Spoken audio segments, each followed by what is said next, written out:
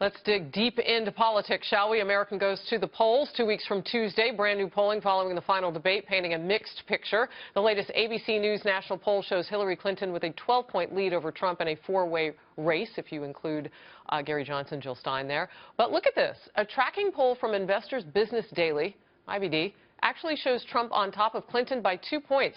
We should point out this poll appears to be an outlier compared with other national polls, but there are some that show a tightening. So we've got them kind of all over the spectrum.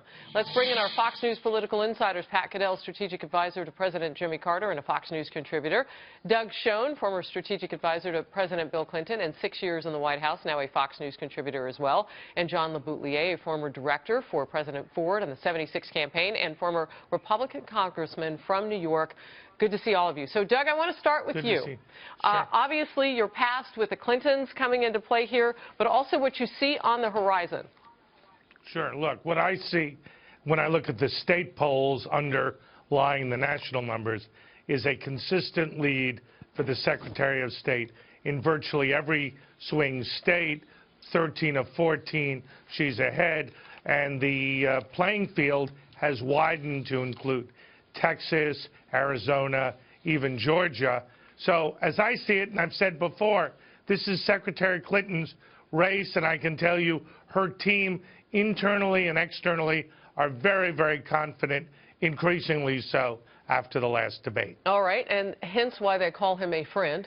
I would imagine the Clintons, right, John? I didn't expect anything else, but I am curious to know how this early voting is going to play, because we're seeing some mixed results back and forth here. Well, you know what? I think, and Pat's going to have a different opinion, but I think the behavior of the two campaigns in the last 2 weeks indicates the Clinton people are very confident. Not overconfident, but very confident that things are going their way. And the Trump campaign has the stench of defeat in parts of it. You have the national political director left the campaign last week with 3 weeks to go. Who leaves a winning campaign with 3 weeks to go?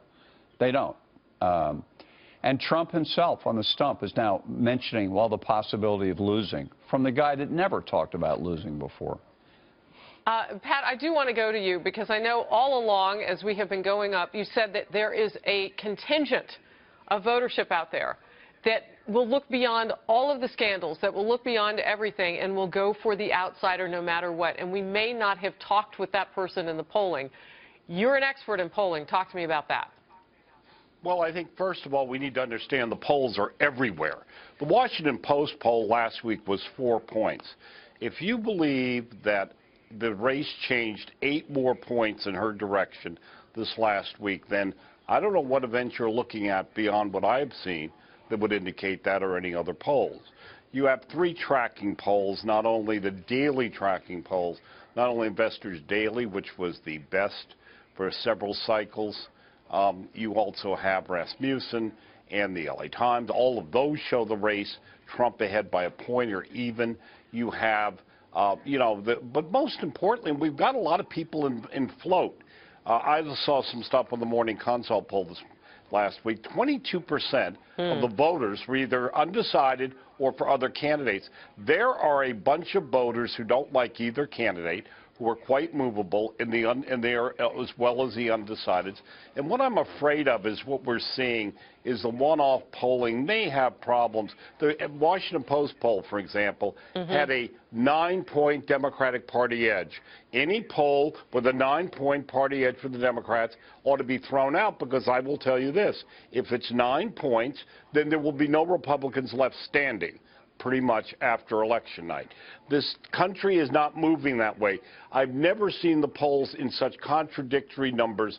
Hillary Clinton is clearly ahead, but it is volatile right now, and this, as you said, it is a moment for outsiders. If Trump could get his message around something other than himself. So we know this, and we've been saying it, the three of us, to you, Harris. The outsider is the dominant factor this year. Can I get this one thing in for our viewer, because I want to get your thought on this. Lee writes, she's waiting for the mainstream media to start reporting on Hillary Clinton's many questionable acts. I mean, we had another dump in WikiLeaks. Right. Well, she can keep waiting. It isn't going to going to happen. But will we You know, hear it from Donald Well, Trump? hold on, Doug. I want to get this point in. Sure. On this outsider thing, Trump goes to Gettysburg yesterday and touts, I'm going to say what I'm going to do for my first 100 days. What was the headline coming out of yesterday? Trump threatens to sue all the women that are accusing him of sexual abuse. But isn't that part of the mainstream But media why did he reaching? say it? Why is he saying Okay. that in his speech, which he's supposed to be talking about?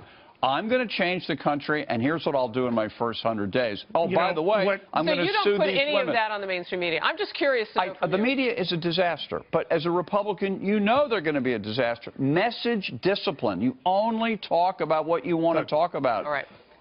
Doug, we'll come Harris, back to John you is- first. We got to hit a commercial.